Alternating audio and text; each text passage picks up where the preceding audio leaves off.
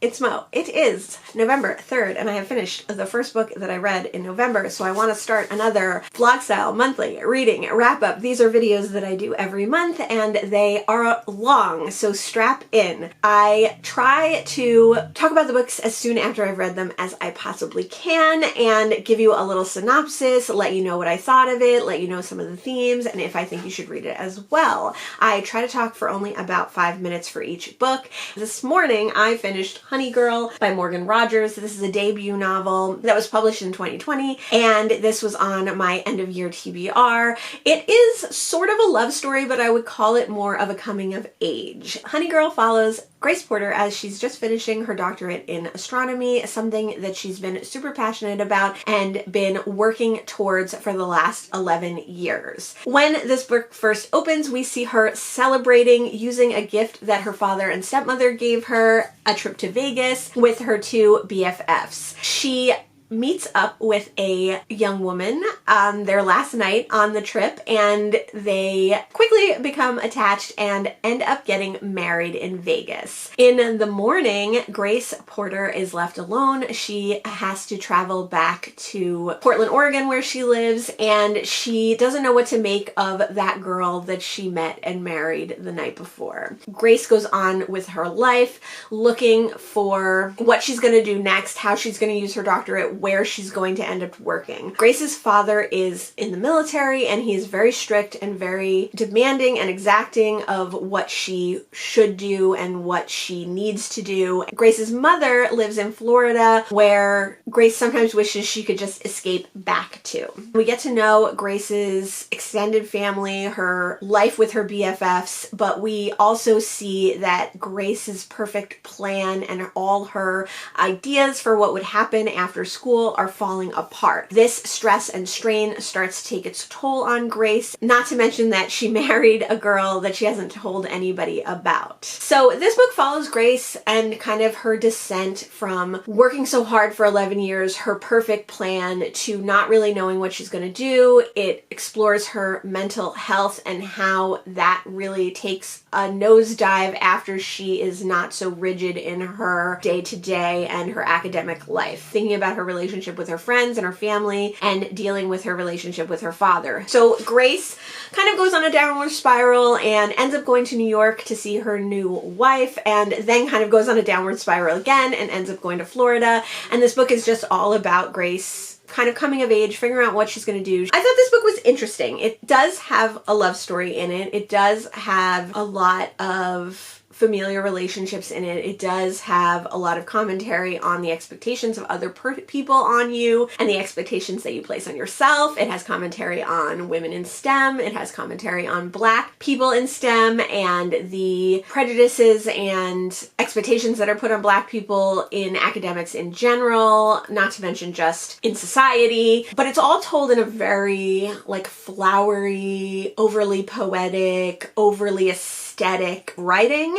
It reminded me very much of Weetzie Bat by Francesca Lia Block, in that it was very like magical and whimsical and descriptive, repetitive in its descriptiveness, but for like an intended effect. I felt very nostalgic reading this book, and actually I think that was something that I both disliked and liked about this book. I cried almost the entire time through this book. Like from the very beginning to the very end, I basically cried the entire time, mostly from nostalgia. I do tear up and I do have strong emotional responses to queer children and how their parents interact with them. So I definitely found this very poignant, very sweet, but it also, I think that nostalgic feeling and that overly flowery, ridiculous, whimsical language was incredibly distracting from the story, and I think it took away from some of the severity of what was going on. And I also think it showed the author's lack of knowledge of certain subjects, like our main character is an astronomer, but the way that it's all kind of told in whimsical, beautiful nature of like the vastness of space and the beauty of the stars and that we're all stardust kind of like made light of or negated the like serious math intensity of astronomy, and working in STEM and science and the science of astronomy. I think the flowery language did a disjustice in a lot of ways for especially those aspects. This is a coming of age story and our main character is struggling with her identity. She's struggling with what she wants to do. I think it is something that people go through many times in their life, of having a plan, having a path, and thinking that they're going in one direction, and when that direction doesn't work out or when that path doesn't go the way that they think it's going to, of changing their career, of coming up with a new identity, of having to find their identity aside from their career or aside from the work that they've done. So there was a lot of interesting aspects of that, but the main character was so selfish and ridiculous, and it's vaguely touched on in the book about how she could be a better friend and how all her friends are there for her and she's not there for them. There's never any like resolution to that, and there's never any serious acknowledgement of, even down to her mother's second wedding, she's just like super self-centered, ridiculously like spoiled and selfish about everything. Even like as I was crying over the wedding and the touching moments, I was like annoyed that our main character was making her mother's wedding all about her. And I think that that might be down to the youngness of the author. The author is very young. This is a debut novel, so I'm sure that there's a little bit of growth that she needs to do as well. But overall, I did enjoy this book. Don't think this would be one that I would ever widely recommend. I thought there was a lot of great representation, both of people of color, of all varieties, of trans people, of queer people, and I loved that in this story queerness was the norm. Our main character's queerness and sexual identity was never the conflict in this story. It did have bearing on how people treated her in the academic realm, but it wasn't the main focus. If anything, like race and gender had more to do with it than her sexuality, and I liked that it was just very casually queer, that people were accepting, that her family was accepting. It didn't feel like a big deal. Like this felt like reading a straight book where it's not really even a thing that straight people are together. So why should it be a thing that gay people are together? You know, like I really like that aspect of it. I think I would recommend it to people who want to hear that story, or for people who read things like We'd See That, very whimsical, very emotional, very aesthetic books and enjoyed them. It definitely has a plot, and it definitely is a lot in the main character's head and has a lot of character development, but it wasn't like a huge plot, and it definitely isn't like a romance as it's kind of been marketed. It just does have a strong romantic element. And that was the first book that I've read in November, and when I read some more, I'll let you know. It is November 6th, and I have finished 3 more books in November. I finished The Tale of the Unknown Island. This is by Jose Saramago, and this is a very short novella, short story that is just like a parable or fairy tale or folk tale or fable about a kingdom where the king sits in his high castle and takes requests from people who want to get favors. So there's a door for favors, but there's also a door for requests, and the king always sits at the door for favors because he wants to get favors in return, and he doesn't want to just give people things. He doesn't want to really help his community. So the door for requests, a cleaning woman ends up answering half the time because the king's too busy, and this follows a main character who goes to the door of requests and says that the first request that he has is that he wants to speak directly to the king, because usually what happens is like this whole bureaucratic mess. This man really wants a boat. He wants to search for an unknown island. He wants to speak directly to the king. So because he's causing kind of a ruckus about it, because he waits for 3 days, the king eventually comes and grants him his wish of getting a boat so that he can go find an unknown island. And kind of the whole premise of the story is this man saying he wants to find an unknown island, and they're like, there are no more unknown islands. You know, this guy's kind of delusional. He's looking for something that doesn't exist. He's looking for something out in the wild that's unknown, that's unrecognizable, that people think is silly or fake or whatever. And then the cleaning lady ends up going on this quest with him.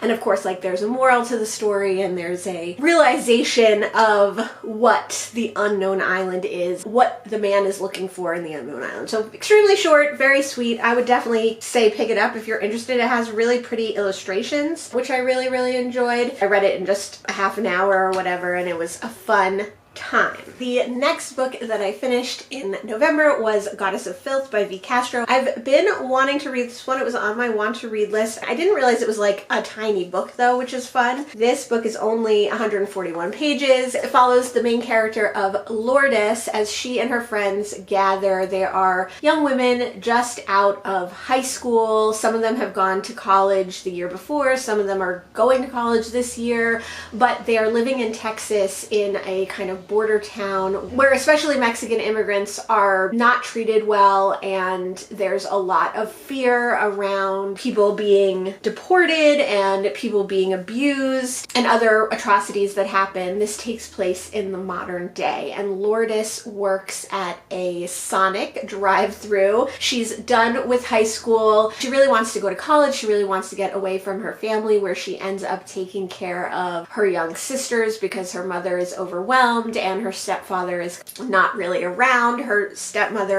mother and her stepfather are fighting a lot. Lourdes's friend group, all these young women, you know, they get together, they drink, they party, they have sex with people, and one of the things that they like to do is have like mini seances. So Lourdes and her friends have a mini seance one day, and it's all in good fun. They're drinking, they're hanging out. What happens is their friend Fernanda ends up being possessed by some sort of entity. So this book follows them as they try to figure out what's going on with Fernanda, try to figure out what they summoned, and if it was them that summoned it, if it was their actions that did this to Fernanda, if it was the angst and insecurities of young women in general, if it was the abuse at the hands of men by women, if it was Fernanda's very strict religious upbringing. So there's a lot kind of at play as they try to help Fernanda and figure out what's going on. This is definitely like a horror, I would say. It's classified as horror, but it wasn't super horrific. I really enjoyed kind of the voice of this and being in the head of Lourdes. Lourdes is the main narrator, but there are parts where we see Fernanda and other characters doing things that Lourdes isn't aware of. So when we're in Lourdes's head, we're first person, and when we are anywhere else, we're third person. This was my first V. Castro. I've been wanting to read her. She's a Mexican-American horror author, and I've heard mixed things about this one, but I really enjoyed it. I don't think it was particularly like amazing or groundbreaking or memorable, but I've read a couple of books similar to this that have like a thrilling or horror or unsettling vibe. Specifically, I'm thinking of Strega was similar to this in a lot of ways, not in its writing style, but kind of in its portrayal of women and young women specifically and the things that they deal with. So I would definitely suggest reading it if you're interested. The next book that I finished in November is Japanese Haiku. This is a very old book of Japanese haiku. It was published in 1955, and it was compiled and translated by Peter Beilenson,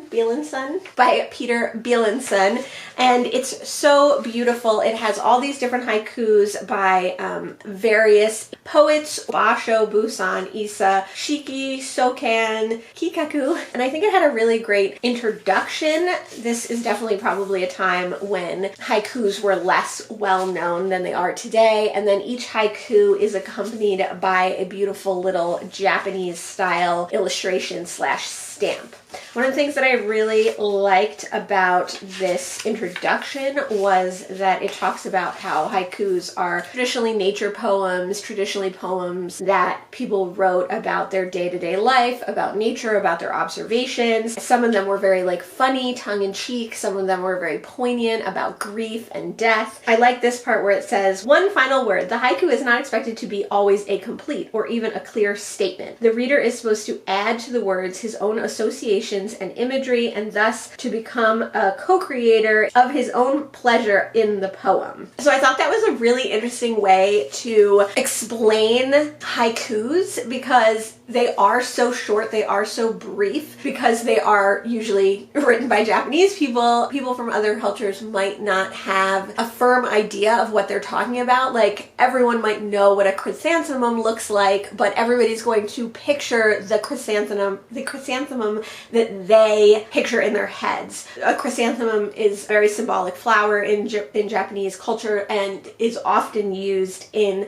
haikus. So when a Japanese person is picturing it, it might seem one way, but when an American person or whoever is picturing it, it might seem another way. So you're really adding your own texture to the poem in a lot of ways, and you're really adding your own like larger view of the poem and of the meaning of the poem, which probably a lot of poetry is like that no matter what, but specifically the very short haiku version of poetry needs your input to impact you as the reader. And those were 3 more books that I read in November. Hi, it is November 16th, and I've read quite a few more books in November. Pocahontas, poems by Tahi Timble. This is another work of poetry, and this is by a Maori author from New Zealand. I think this is her debut collection. I think she has another collection coming out in 2023, or did come out. This came out in the US in 2018, but I think it's a little bit older than that. And it reminded me a little bit of Rupi Kaur and Jull, poetry that I've read this year, in that it's like a young woman's coming of age about her sexuality, about her trauma that she's experienced, and other things. Although I think that this is a little bit more sophisticated than both Rupi Kaur and the Jull books that I've read. This has a little bit more to do with Maori history and the plight of like an indigenous person. I think it is a little bit harsher and uglier in some ways for poetry. I think Rupi Kaur's very brief, short staccato style doesn't lend itself to a lot of imagery. You have to make up a lot of what you're reading in your own mind and your own experience, whereas I think Timble definitely gave us more descriptive passages, a lot more to go on, and I think that the use of more like prose poetry was interesting in this. I really enjoyed it. I would definitely pick up anything else by this author. I would love to see her maybe write something other than poetry as well. I read this for Indigathon or Skoden and for Nonfiction November, and I definitely highly recommend it. It has those themes of womanhood and feminism and femininity and all the pain and trauma that comes along with that, and all the joy and love that comes along with that. If you're interested in those themes in poetry, I would highly recommend. The next book that I read in November was The Bean Trees by Barbara Kingsolver. This is the first Barbara Kingsolver I read, and I really, really enjoyed this one. I read it for the TBR Spin. I read it mostly on audio,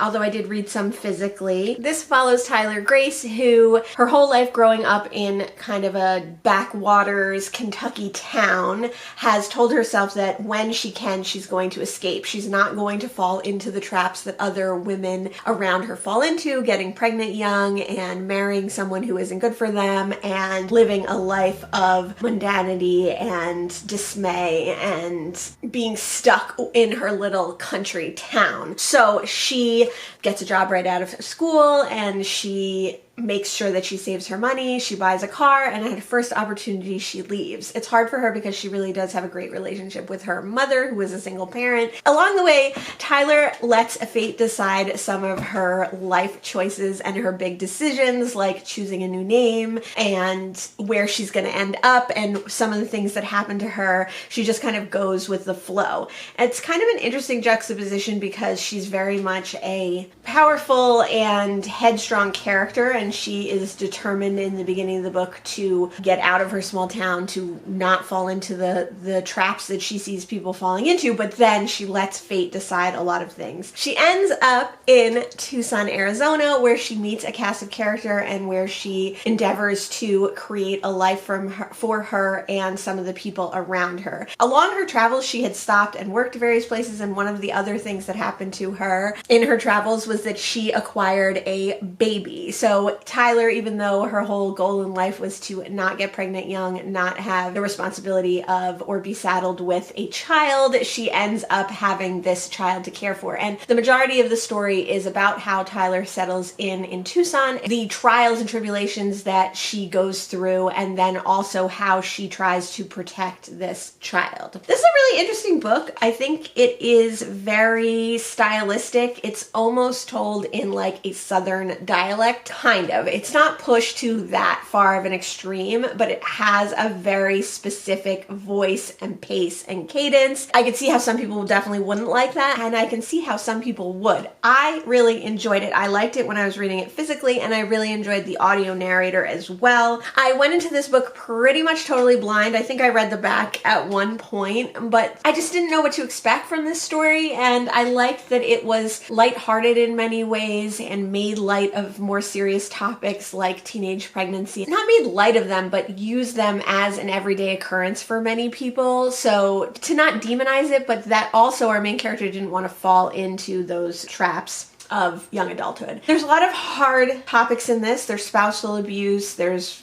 death, there's grief, child abuse, molestation. There's a lot of hard things in the book, but the way that they're told and the character of Tyler herself, the way she views the world is very easy. And so going along with her, even these very harsh topics, even though they have to deal with them and they're very serious, they're told in a very, I don't know, happy ending kind of way. I don't know if I'm making any sense. So I would say look for trigger warnings in this, but nothing is extremely graphic. Nothing horrible happens on page per se, but there are a lot of hard topics in this book. And I think you have to be prepared for the almost flippant voice that our main character has. If you want to see more of my thoughts on this, definitely check out my TBR Spin vlog. The next book that I read in November was A Rage in Harlem by Chester Himes. This is the first of, I think it's called like the Harlem Cycle or something like that. One of a few in a series that Chester Himes wrote. Chester Himes has a really interesting backstory. He was in prison and he started writing in prison and then went on to write lots and lots of books later in his life. A Rage in Harlem mostly follows Jackson, who is a pretty upstanding, God-fearing man in Harlem, but he has recently fallen in love with a, as she's called in the book, high yellow woman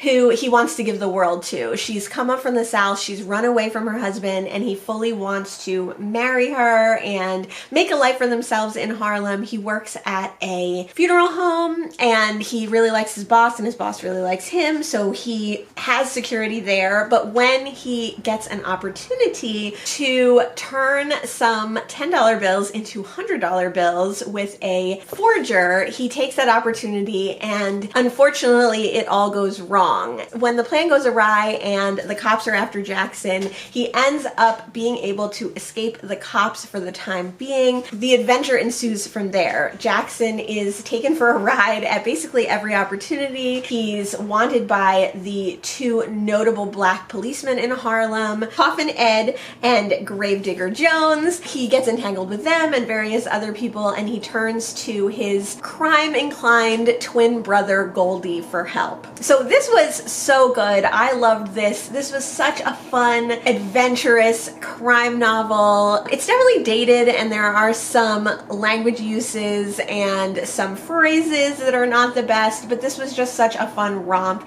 Even though we're following Jackson as our main character and his brother, you get to meet like a huge cast of characters, including Coffin Ed and Gravedigger Jones, who go on to the other Harlem books. I don't know if any of the other characters are in the other books as well, but I know they are, and they were a really interesting duo. These kind of really tough, not entirely above board black cops in Harlem, fighting their way on a white police force in general, fighting the crime of Harlem. It was such a fun adventure and it just flowed. It was so fast-paced and funny, and the way that the narrative flowed between Jackson and his woman and Goldie and the cops and all these different things was so cinematic. This was made into a movie later, but it was written at a time when like you couldn't have done the things that they did here in film. I mean, not really. I would love to see someone remake this now. This was written in 1957, so pretty early on, and there's a lot of funny parts, interesting parts, a great historic look at Harlem. Chester Himes like makes sure to like list every street that they go on, every area of Harlem, really gives you like the lay of the land of Harlem in this book as well, which is hard to do because it's such a fast-paced, almost slapstick adventure book. I love this one. I can't wait to read more by Chester Himes. The next book that I read in November was The Circular Staircase by Mary Roberts Rinehart. I really love Mary Roberts Rinehart. She was considered like the American Agatha Christie, but I didn't know when I first picked this book up that it was her debut novel, and what really got her started and cemented her as that iconic mystery writer. This book was originally written in 1908, and it is the origin of the like had I but known trope of mysteries. We follow Rachel Innes, who is a older lady. They call her middle-aged, but she makes it out to be that she's like in her late 50s or early 60s. She's a city girl. She likes to stay in the city. She talks about how when her city friends go away for the summer, she's perfectly happy to stay in the city in the hustle and bustle, but she gets it into her head one summer to rent a house, and she has a grown niece and nephew who are kind of her wards and who she's taking care of until they turn 21 and they get their great inheritance from their deceased parents. So she takes a house in the country, and Halsey and Gertrude come up with her, as well as her cantankerous and obstinate best friend and maid, Libby. At first, everything seems okay. They settle into a house in the countryside, and they're very excited to be there, except they realize that there's no staff. So the first day or so is very much involved with getting the staff together. So the first days pass in a blur. The second night, unfortunately, they have an intruder. Libby and Rachel see someone at the window. Libby is scared to death. She's convinced that it's a ghost, and Rachel knows that it's a person.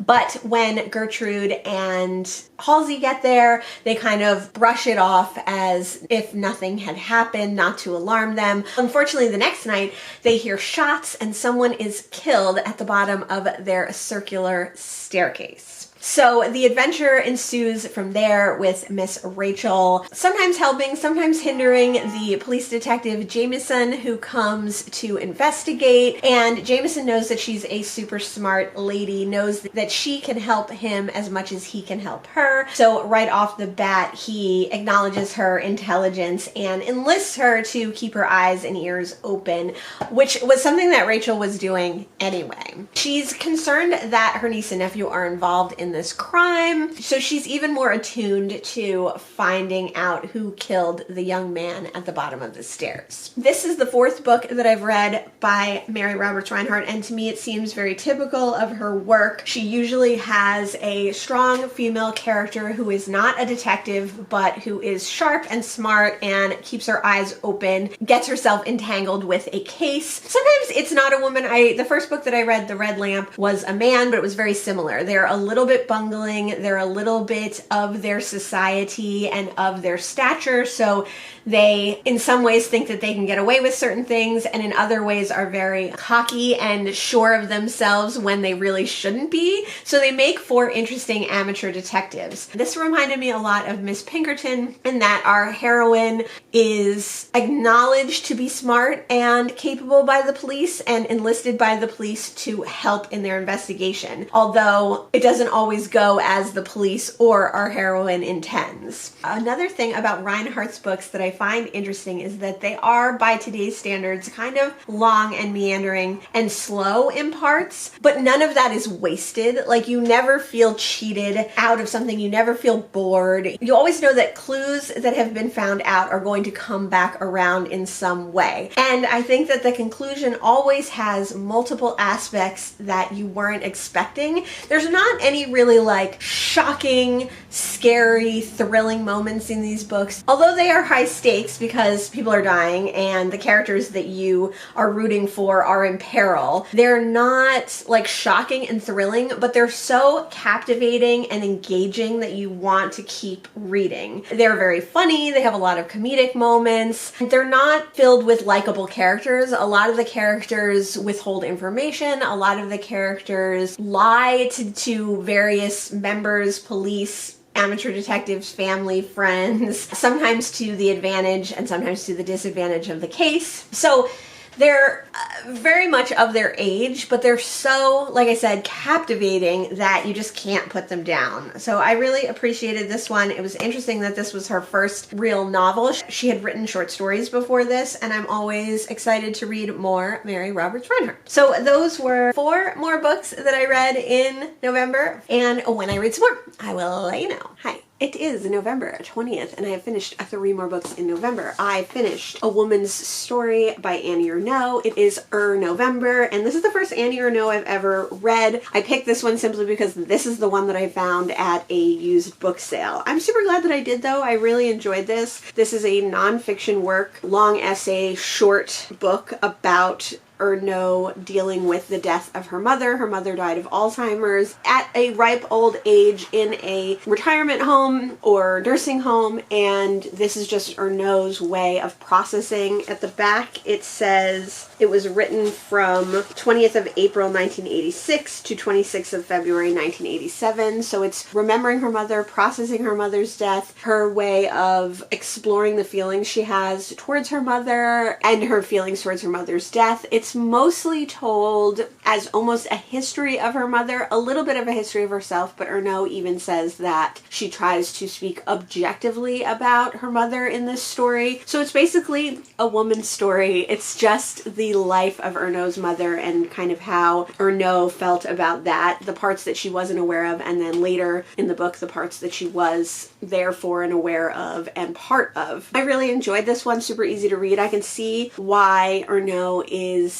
well loved, but I can't put my finger on how to explain it to you. I really loved her writing. It was very matter of fact, it was very straightforward, it was very plain, but it was also very beautiful and captivating. So I assume that the feeling that you get from this, a very sad tale about grief and love and loss, is only amplified in her fiction works and her works about other people that she's also written about her father. She also wrote about her various lovers and husbands. I'm super excited to read more, and I'm super glad that I got to an Annie Ernaux book. The next book that I finished in November was Moon of the Crusted Snow by Washabig Rice. This is Anishinaabe writer from Canada, and this is a short novella horror about an Anishinaabe reservation in northern Canada. This story starts out with our main character Evan hunting, and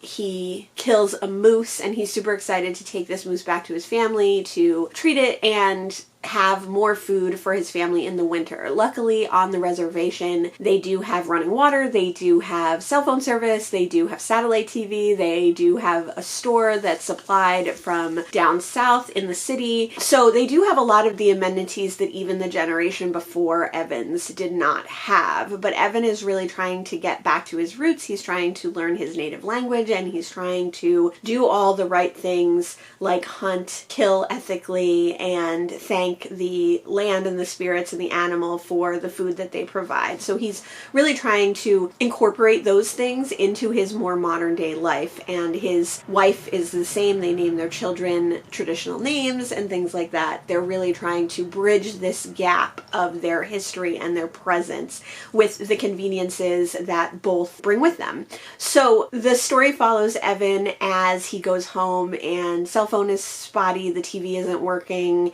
and the next day they wake up and there is no cell phone service, there is no TV service, and later in that week there is no delivery of food, there is no delivery of fuel, and the town starts to become worried that this is a more serious problem. So the elders and the chief of the reservation call meetings and come up with various things to do, but they soon discover that this is going to be a longer lasting problem. So that's the basic premise of this book, and along the way these people face many hardships and many unexpected circumstances that come along with being cut off from the more modern world, and they have to learn how to deal with their shortcomings to deal with these problems, and also the resistance of many people of the reservation to go back to older ways of living, to more rudimentary ways of living or more self-sufficient ways of living. And they face other problems as well. This this is definitely a psychological horror. It has a lot of isolation and claustrophobic feelings in it, so you feel the whole time like closed in, you feel isolated, you feel cut off, you understand how these people feel, and you can definitely place yourself in their position to see how like not having any news, not having any TV, not knowing what's going on in the outside world can be horrifying. And then there are other threats that come into the reservation as well, and how they eventually have to deal with those outside influences that they were not expecting, especially when they're completely cut off. I've been wanting to read this one forever. I know Meg with Books and Books and Lala and a lot of bigger booktubers that I love have read this one. That's what inspired me to read it, and I think it was fantastic. I really enjoyed it. It recently got a sequel, so I'm super excited to get to that one as well. I read this book on audio from my library, and I'm so glad that I finally got to it. This book was on my 20 books I found out about in 2020 that I wanted to read in 2021 list, which is still not complete. I am working on a vlog to complete some of the books. If you're interested in Indigenous persons' perspective in fiction, especially in horror, if you, like me, love books like The Removed and The Only Good Indians, I would highly recommend picking this one up. I thought it was fantastic. The next book that I read in November was For Thy Great Pain, Have Mercy on My Little Pain by Victoria Mackenzie. I believe Victoria Mackenzie is a Scottish writer. She is the winner of the Scottish Book Trust, and she lives in Fife. That sounds very Scottish to me. This is a book that I picked up at a little free library a couple of months ago, and it just seemed really interesting. I love the cover. I love the title. I love weird long titles. Those are some of my favorites. And this is actually a 2023 release and a debut novel from Mackenzie. For Thy Great Pain, Have Mercy on My Little Pain is a historical fiction following two real-life historical figures, two women who both had visions of Jesus and God. Both women ended up in one way or another writing books in the 15th century that were influential in later times, both on religion, writing, and just the idea of women's roles in history. This is a fictional account of how they came to meet and how they came to write separately their books and what happened to them in their lives. It's interesting because this book is told from the perspectives of both women. We have Julian, who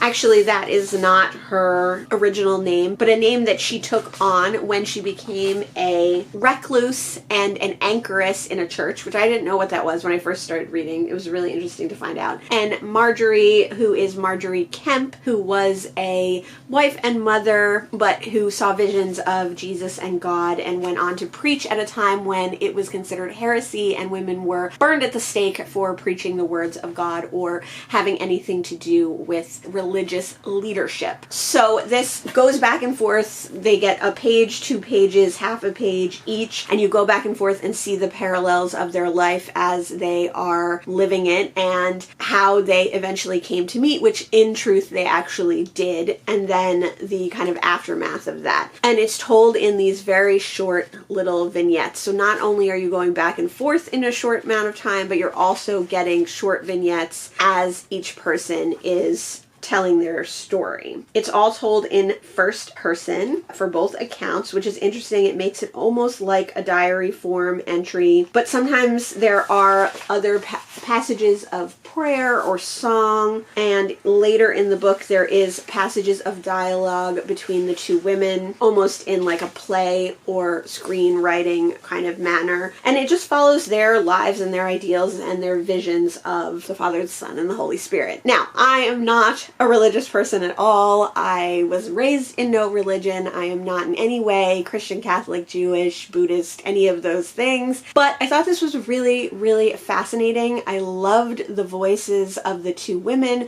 They're not completely different, but they are different enough to be distinguishable, and I think that in some ways that was intentional that they were different but similar, because they do have very similar stories, although they took very different paths with the visions that they were given or that they received. I loved hearing about their devotion to God and to the love of God and their ideas. They both had very interesting ideas of how God spoke to them and how they were to enact the word of God and the love of God. So it was really, really interesting. I liked looking at it through this fictional lens. Like, it was so captivating and interesting, and you wanted to know what happened to each person, and you wanted to know how they eventually came to meet and what was spoken between the two women. I think I definitely would have liked this fictional version more than a real account, but now I do want to read at least like a Wikipedia page about these two historic figures, just to see what a brief nonfiction overview would bring to my enjoyment of this book. So I thought this one was really interesting. I thought there was a lot of interesting ideas that you could take from it, and then knowing that these two women were true historical figures was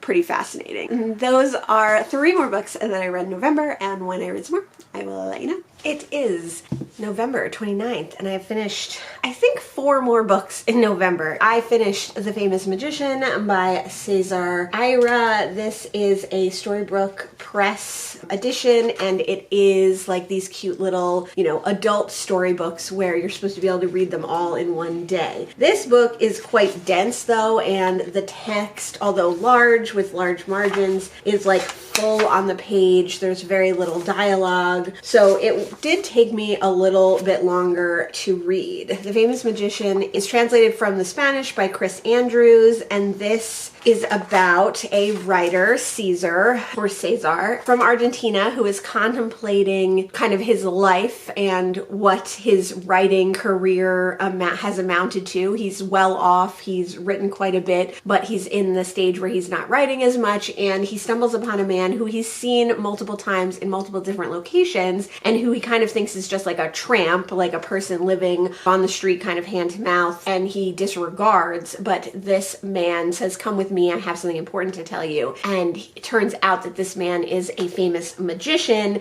and he offers our main character Caesar the opportunity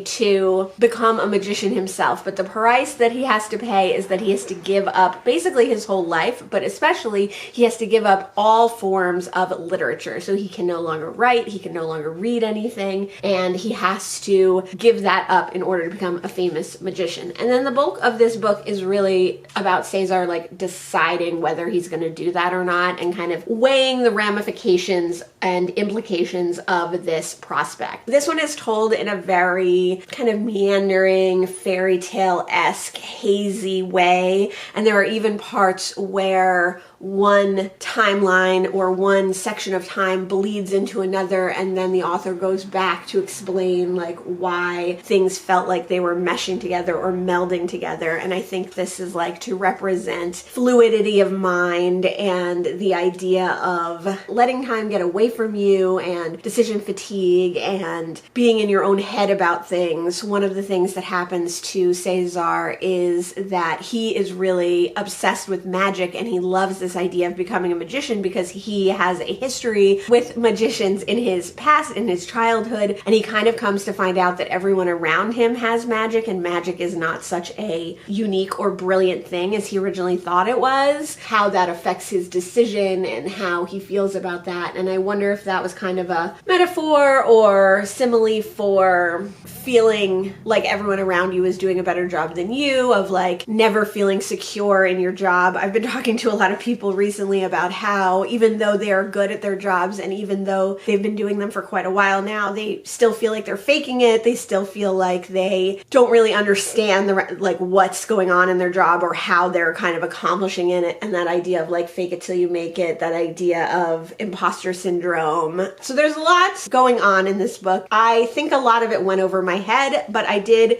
enjoy it, and it is only like 80 pages, so it's definitely worth the read. And I do like these little storybook editions. They are pretty cute. I'm excited to read more. I did get one more of these at the book sale that I got this one at, so I'm excited to get to that one eventually. The next book that I finished in November was The Trouble with Poetry by Billy Collins. This is the second poetry collection that I've read by Billy Collins. He was a poet laureate of the United States for a little while, and he lives in like New England somewhere, the northeast of America. I really liked the first collection that I read. read, which was called 9 Horses. This one I did not like as much. I did tab up the bottom a little bit. There were some things that I liked, but the overarching motifs of these poems, which I really didn't like, were the absolute like privilege that Billy Collins has, and that he is, you know, a rich white man living in New England, a rich area of the United States, and that he doesn't seem aware in this poetry about how absolutely privileged he is. A lot of this collection is about writing poetry and about inspiration and where it comes from, but also about how poets don't work the same way that other people work, that poets have to sit and look out a window for long periods of time and have to have a cigar and a cup of coffee and not do things that normal everyday people have to do. In his case, poets do not have to worry about making money, getting money, fostering their relationships, keeping jobs, taking care of children. I'm sure he has done all of these things in his life, but the way this poetry comes across is like extremely privileged and obnoxiously so. The poem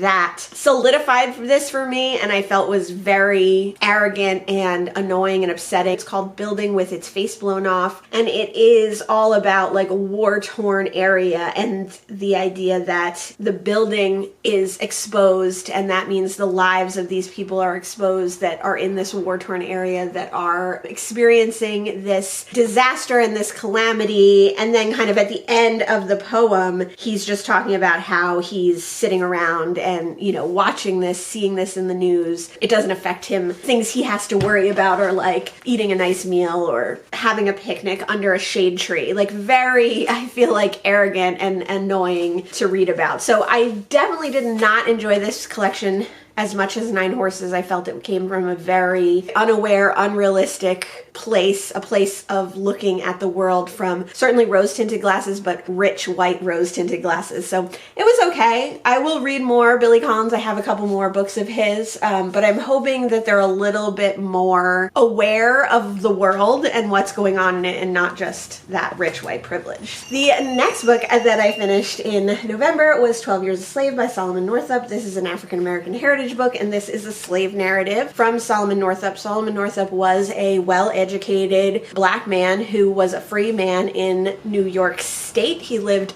in upstate New York, and he traveled to Canada and so many different places in upstate New York. He had a wife and 2 children. He was a self-educated man in a lot of ways, in that if he wanted to pursue something, he would learn how to do it and he would pursue it. And so one of the things that he did was play the violin really well, but he also created his own business, and he traveled around the northeast of America doing jobs in construction and in transportation to have the life that he wanted to have. His wife was also an educated woman who worked. A lot of Solomon Northup's jobs took him away from the home for various amounts of times. If he had to travel somewhere to do construction or mobility jobs, he would go do that. At some point in the low season of his work, he gets offered by 2 men to go along with them and play in this kind of roving, I mean, sort of like a troubadour troupe, where he gets to play his fiddle, his violin with them, and they are really nice to him, and they say, oh, come, let's go to New York City, and he's like, sure, we'll go to New York City. And they're like, make sure you get papers, because that is a territory where even free black men can be questioned about their papers and their freedom and their citizenship. So he gets papers and all this stuff, and then once they get to New York, they're like, oh, just come down to Washington with us. So he says, okay, I'll come down to Washington. And in the process of doing that, they drug him,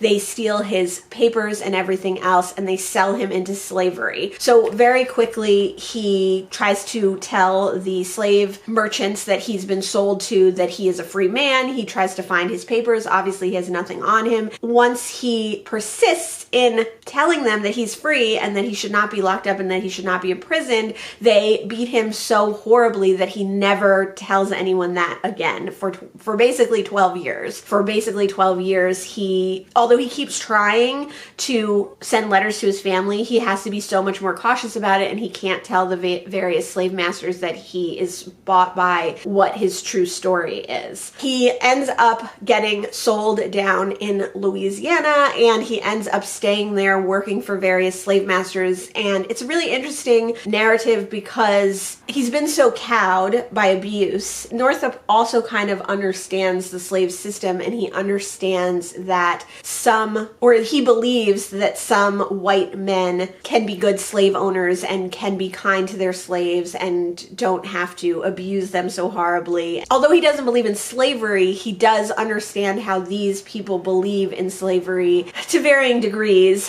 and he is sold to various people, some of them that he would say are good men and are good Christians, and some of them are horrible people who abuse him. He's almost lynched at one point. He's made to abuse other slaves. I mean, it's an incredible story, a story that everyone should be taught in schools, that everyone should have to read, that everyone should know about, and that so few people, especially in America, do know about. This was made into a movie with Chiwetel Ejiofor, who I love. I never saw that film, and I don't think I would ever see that film after reading this book because I don't like to watch theatrical depictions of violence like this. I think the sensationalization of stories like this is really detrimental, and also the fictionalization of stories like this. This is a true story. This really happened to this man. It's horrible. It's a huge injustice. It is inhumane. It is cruel, and I think that the blurring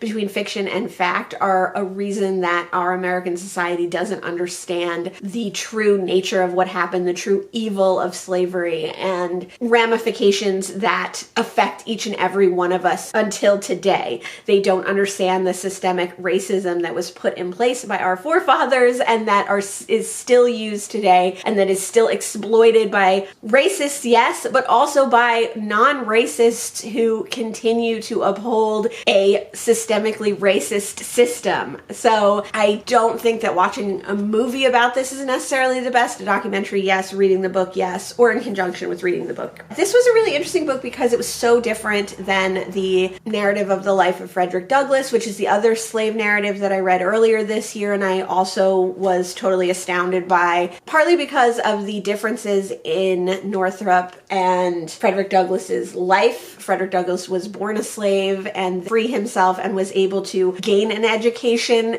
during slavery. Solomon Northup was a free man. He was a well-educated man. So the writing of the two is very different. The stories of the two are obviously very different, and the underlying common theme is the evil of slavery and the cruelty and the horrible history of slavery that, people don't know about today. I do think that in 12 Years a Slave, it is like a much more well-crafted book, easier to read, and I think that probably Northup edited more horrific things out, even though there's plenty of horrific things in here, to make it a more palatable read for white people, which I don't know if that's a justice or a disservice, or how someone who knew both sides of it had to write it to stay sane. I would highly recommend this. I read it on audio. When the movie came out, Lou Gossett Jr. did an audio version of this, and it was extremely good. So if you wanted to read this on audio, it's pretty short. It's of vital importance to the history of the United States. The next book that I read in November was Max and the Cats by, I meant to look this up, Moacir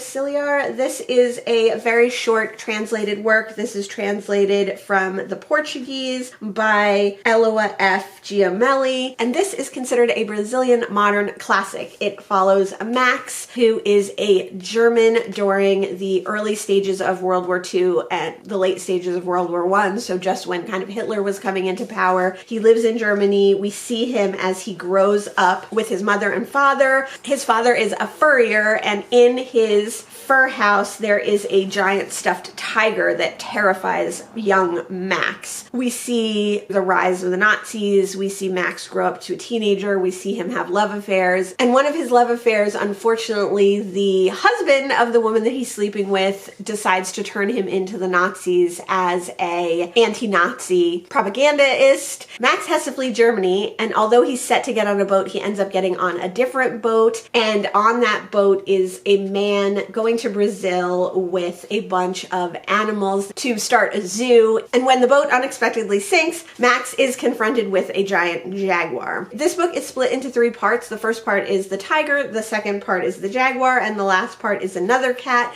and it's all about Max's life with cats. I don't know if I fully understood this one either. It's told in a very fairy tale or fable-esque style. It obviously is very anti-Nazi, but it's hard to tell if sometimes the cats are metaphors for Nazis. Max is not a very likable character, so it's hard to tell if Max is delusional or suffering from his kind of past traumas. It's a little bit hard to decipher whether the things that Max is experiencing are true. But it was an interesting book. It took me a surprisingly long time to get through this very small book, but I think it's one that I would like to reread, and if I reread it, I could kind of read it all in one go. I think I did a disservice to this book by reading it in lots of little parts. I did enjoy this book, but I was confused by it. This book is also the inspiration for Life of Pi and has a lot of similarities to Life of Pi, even though it was written before that. And some people have said that Life of Pi is like a ripoff of this. I've never read Life of Pi, but I could see how the Jaguar section of this was inspiration for Life of Pi. It is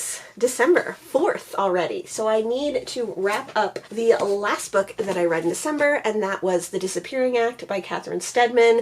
This is a copy that I got at a Goodwill recently. It's a large print copy, but I ended up getting this one out of the library on audio and reading it on audio because the large print is actually too large for me. The Disappearing Act is about a British actress whose long-term boyfriend suddenly and unexpectedly leaves her for a younger, hotter actress, and to kind of push down her feelings on this and try to move on with her life, she goes to California to do different auditions. She's in a really well-received TV show right now, so she's getting a lot of claim for that, so she thinks this is a great move for her career as well. Partly maybe because she's in a weird headspace. Her trip seems really strange. She's staying in a really weird apartment building that her agent arranged for her, and she goes to an audition and she meets a woman who she's immediately drawn to, but weird things start happening around her. Our main character, Mia, and this woman are up for the same role, so they're at the same audition. The woman is up next, and she's like, I can't audition yet, I have to go pay my meter. And Mia doesn't want to audition next either, so she says, well, I'll pay your meter, you go ahead.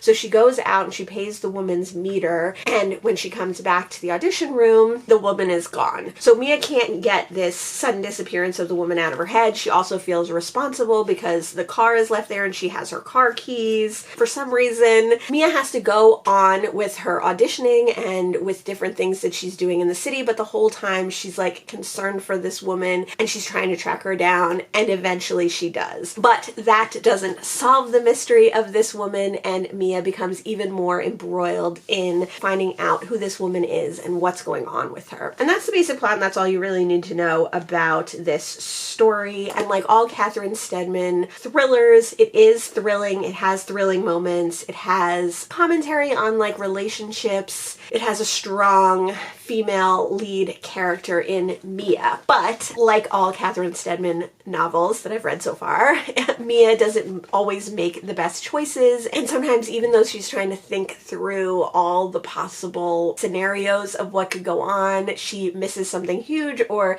she makes a wrong decision, or she doesn't see what's right in front of her eyes. I like this one. So I've read Mr. Nobody, which was Catherine Stedman's first novel. I read Something in the Water, and then I read this one. I think Mr. Nobody is the only one that goes as far as I want it to go. I have discovered this year that I really love thrillers that are like bananas, that are like totally ridiculous and go to a ridiculous place. I like other thrillers too, but like those are the thrillers that really like get me going. And if you're going to have like a ridiculous premise, like many of Catherine Stedman's books have, you might as well get ridiculous. So I would put Mr. Nobody at the top, and then I think I would put The Disappearing Act, and then I would put Something in the Water. Something in the Water I've talked about before, and it suffers from the fact that I had a different expectation for it than what it actually was. I do also have The Family Game by Catherine Stedman, and I think those are all of her actual novels. I am not going to read any more Catherine Stedman this year as far as I know though. Let me know if you've read any Catherine Stedman books, and let me know what your ranking would be. Those were all the books that I read in November. I ended up reading,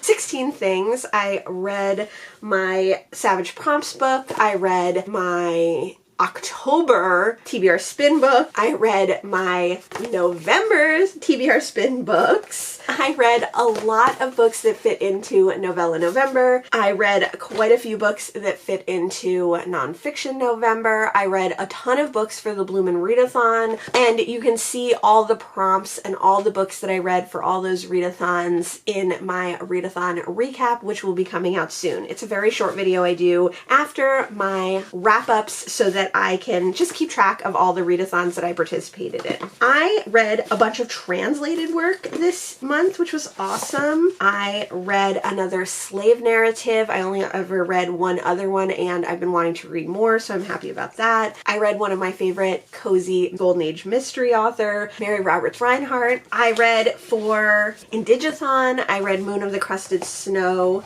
and Pocahontas, which is a collection of Maori poetry. I read 3 books of poetry this month. I read from Latinx authors. I read from Black authors. So I had a really great reading month. Most of the things that I read were extremely short, which is probably partly why I got through so many things this month. But I'm so happy with all the things that I've read. Let me know how your month of November went. Let me know if you've read any of the books that I mentioned here.